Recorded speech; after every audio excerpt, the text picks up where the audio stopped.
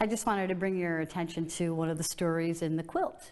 And this quilt I conceived 10 years ago, and it depicts stories. The purple blocks are victims of domestic violence in Monroe County who were murdered by domestic violence, women and children. And the yellow blocks are blocks of survivor stories that we interweaved into the quilt to show when they're victims and the survivors are stitched together, that we're just showing this community support and how we have to support victims and survivors of domestic violence. One of the stories that always touches me is the Shelter of Safe Haven, which is the second one in. And it goes to our conversation today and how we're connecting the dots between domestic violence and trauma.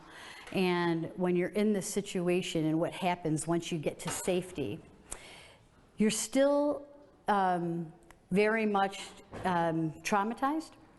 So a lot of nightmares will come back. You'll have PTSD. You'll go over and over again what happened to you. So even though you're safe and you're in this room and the person can't get to you, it's still very traumatic because you're still playing all those critical things that happen to you, or scary things that happen to you.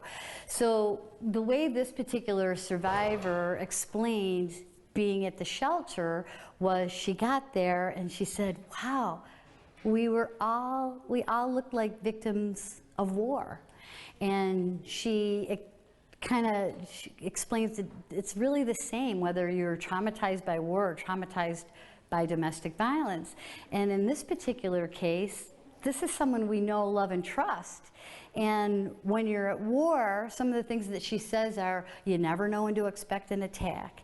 You don't know if you're going to be blindsided. You don't know if you're going to get safe. So she kind of compares being a survivor of domestic violence to a soldier coming back from war and being traumatized still by war or what happened there.